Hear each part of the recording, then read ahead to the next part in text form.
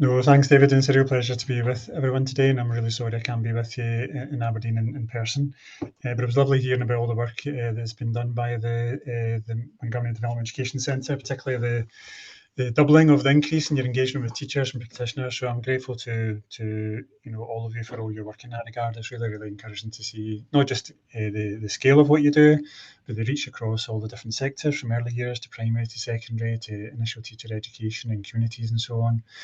So really important work. So happy to say just a few words about learning for sustainability and where we're at a national level. It's a really exciting time for us.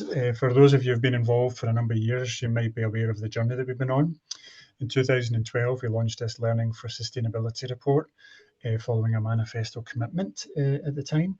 We've been working on these big 5 national strategies to really support schools across Scotland to ensure that all learners receive their entitlement to learning for sustainability. It's an entitlement within Scotland's curriculum, something that we're really proud of.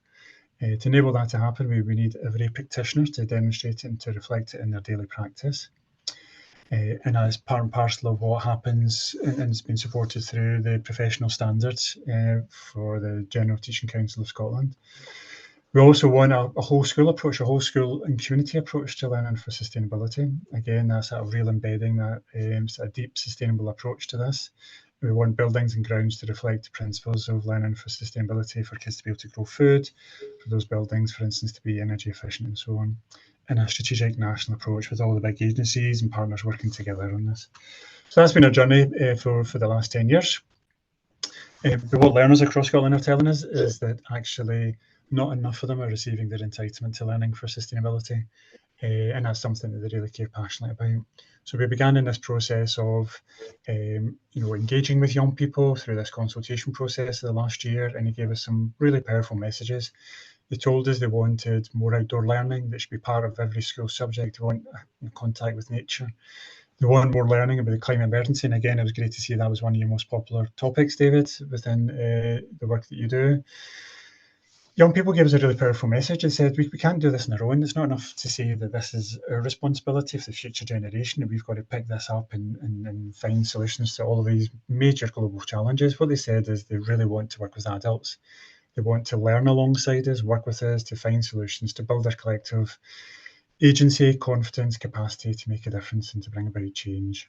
And they really cared about global citizenship. They want to have links with schools around the world and have their human rights respected. So really powerful messages. We'll share this PowerPoint afterwards if helpful, but these messages were reflected also in the Scotland's Youth Climate Declaration and the Children's Climate Assembly during COP26. And there was also another report from Dundee University on young people and practitioner perspectives, which was really fascinating as well. So we've got a lot of evidence and research backing up and underpinning our new action plan.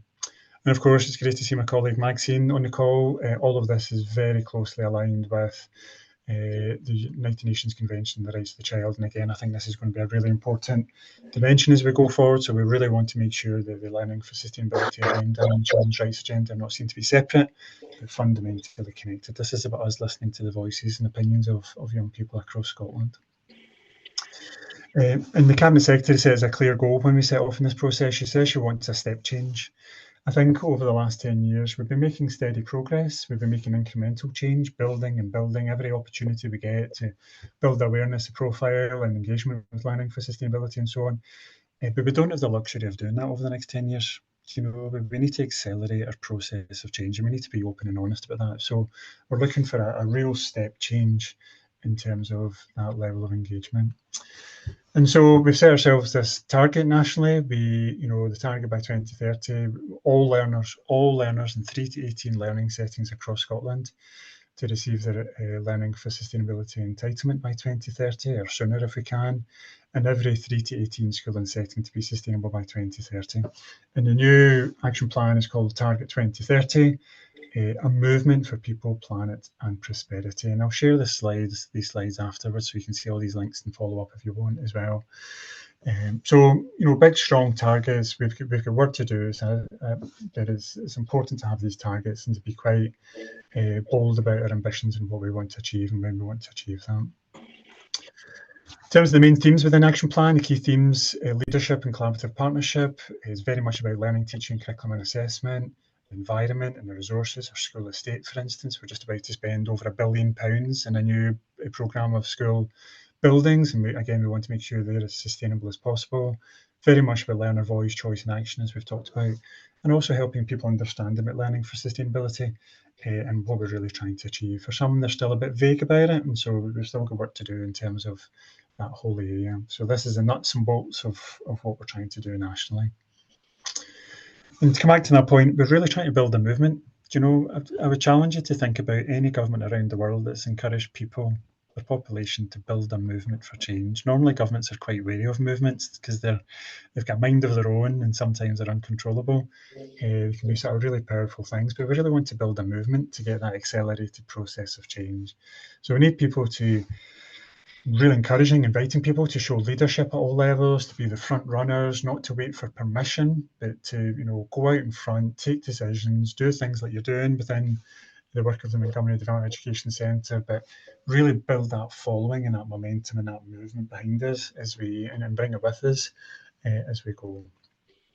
I was lucky enough to be involved in Make Poverty History many years ago. And what a really powerful movement. There's other powerful movements we can see, Black Lives Matter, Me Too, and so on. So one of the big questions we're asking ourselves nationally and agency level is, how do we really build this movement? What can we learn from these movements, and how can we really accelerate this process of change? And I know many of you in the room will be passionate and involved in many of those movements as well, so all ideas welcome. And we've got a really important moment in the time in Scotland's education. We're talking about the future in a big way, because we've got a really powerful reform agenda underway. We've just had a big review of our curriculum by the OECD, Scotland's Curriculum for Excellence into the Future. We've just had a big discussion about our curriculum, a national discussion, and they're saying that the big overarching theme for all of these changes and reforms should be educating our future. And we've just taken delivery of a big report into the examination and assessment and qualification system in Scotland called It's Our Future. So everybody's talking about the future, and this is our moment. This is our generational opportunity to really put learning for sustainability into the very fabric of what we do in our education in schools. And we've also taken delivery of this big report from Professor Ken Muir, setting out the vision around the reform agenda. And his message very powerfully was the learning for sustainability, climate change, outdoor learning are significant issues facing all of our futures and must be recognised as a key driver influencing the future of our education system, and absolutely aligning that to Article 29 in the United Nations Convention on the Rights of the Child.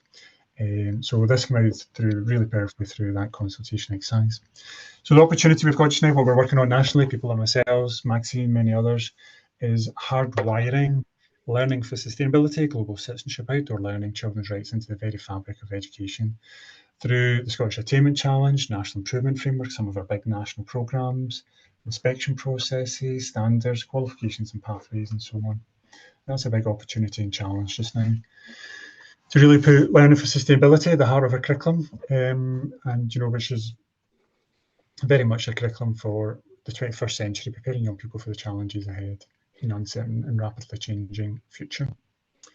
And we've got a big challenge here. The challenge is we can see this play across our TV screens even today in the Northwest Territories, in Canada and Hawaii, and all the fires and the climate targets we've reached this year. Do you know, it can be a really sort of worrying, anxious time for all of us. And I suppose the big message here is, how do we build a message of hope? And we can see how this landscape in the space of just 2 years has been transformed by this organisation called Just Dig It. So really give this message out that no trend is destiny. We do have a chance to shape. It's an empowerment agenda. It's a message of hope, really, at the same time. And there's other opportunities. Do you know, part of the work I do just now is around jobs and careers, and the UK government target is to create 2 million green jobs by 2030. You know, think about all the charging stations we need to put in. We've currently got 30,000 across the UK. We need 300,000 of them in the next few years. 65,000 people in Scotland need retrained in maintaining, selling, installing, for instance, all the infrastructure around electric cars, home insulation to help our homes become net zero, new methods of farming like vertical farming or peatland restoration and so on. hundreds of thousands of job opportunities. So how are we getting this message out to our young people and to our schools that these are key skills for our young people, not just for the future, but for the here and now already. So the big thing for us just now is a national call to action. So we're working with the Cabinet Secretary just now for Education and Skills to towards the end of September to be a big national call to action for all schools, also community groups, further higher education institutes, so for all people involved in education and learning to really get behind this and to help build the movement of change. We want it to be a big takeoff, a big launch, as you can see in this image here. We want to set up a new learning for sustainability mentor network to give teachers a chance to collaborate, to support each other, to work together, to build that momentum, to accelerate change. We've got a new sort of portal to develop to really support this journey and to build momentum and to give people the resources and so on they need. And we really need to think about our networks. We've got really strong networks already with local authorities, with other partners, but again, how do we accelerate that even more to engage more people and to empower them to work collaboratively in a coordinated way to bring about change. So it's just an invitation. I know you'll be maybe committed already, doing lots of things to join the movement, build a better future together.